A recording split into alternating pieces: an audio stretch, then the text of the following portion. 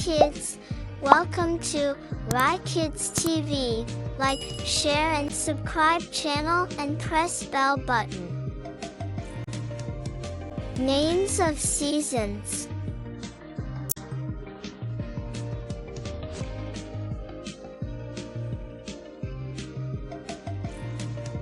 There are 4 seasons in a year. Spring, summer, autumn, winter. Spring is the season between winter and summer. Spring season consists of these months: March, April, May.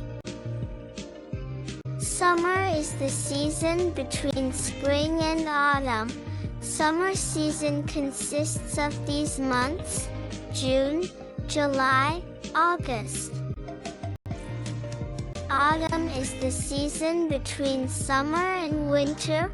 Autumn season consists of these months: September, October, November. Winter is the season between autumn and spring. Winter season consists of these months: December, January, February. Like, share and subscribe channel and press bell button.